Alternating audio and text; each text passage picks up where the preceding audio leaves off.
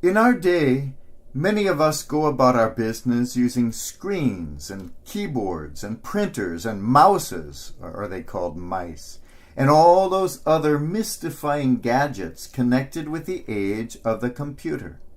We do our work there.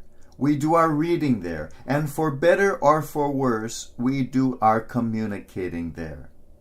Often in the midst of some important research or some interesting article, we are suddenly interrupted when there appears, uninvited and out of nowhere, a blanket of words having nothing to do with our work or our interest. As if from the hands of a juvenile prankster, this blanket is thrown over our screen, covering whatever it was we were working on, hopelessly distracting us until in our exasperation we figure out how to rid ourselves temporarily of the intruder. This pushy, unwelcome modern annoyance is known as the pop-up ad. One never knows when this mischievous poltergeist will appear, or what messages it will try to instill into our minds in the vain attempt to sell us something we don't want. I don't know who invented this type of advertising, where unexpected words appear in unexpected places. But it's not really a new concept.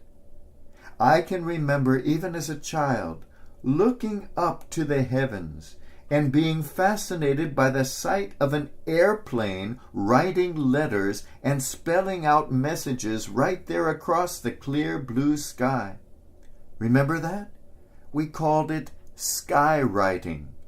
And it was a clever form of advertising that certainly captured the attention and imagination of people who were intrigued by the fact that an airplane had learned how to write.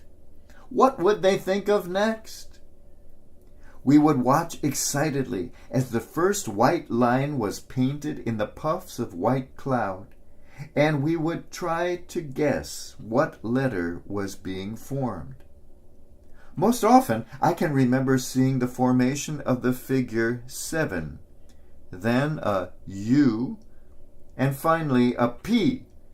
And suddenly we would all be thirsty for a glass of that beverage whose name had just appeared magically before our eyes.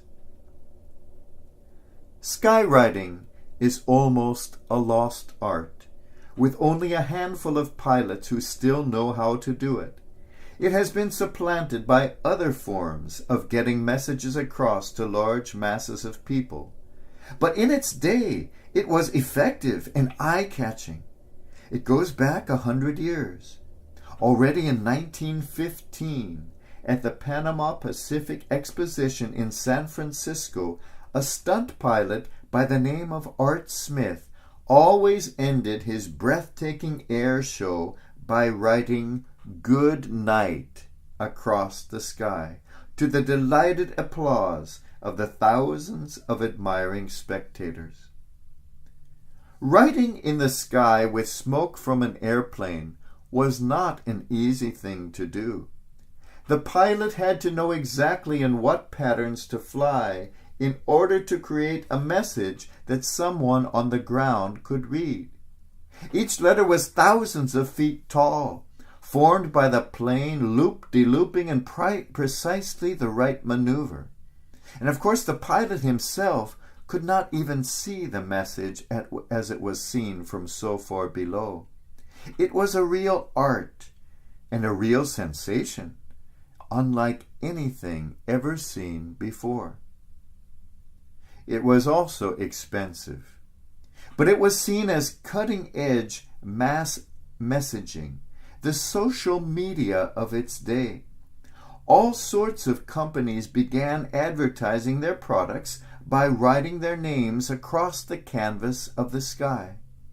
Soon birthday greetings were being spelled out, and even marriage proposals appeared, forming a match quite literally made in heaven.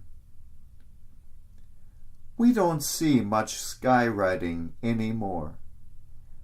Television, then internet, And more recently, such phenomena as Snapchat, Instagram, Facebook, Twitter, and yes, pop-up ads have rendered it obsolete and relegated it to the category of cutesy novelty, which is probably where it should be. Call me old-fashioned, I've been called worse, but I still like the idea of writing a message across the sky and forcing people to look up for a change. I still like the idea of signing my name boldly across the canvas of life, endorsing the things of heaven, proudly claiming them as my own. I still like the idea of affixing my signature and living my life not in indelible ink, but in a puff of cloud which delivers a message, calls people to change and growth, and then is absorbed into the heavens, leaving no trace of the cloud, no trace of the name, no trace of the me, but only the eternal heavens and a world that is a little bit more beautiful. I still like the idea of the apostle, the prophet, the messenger, the challenger, the striving, daring, soaring skywriter of God.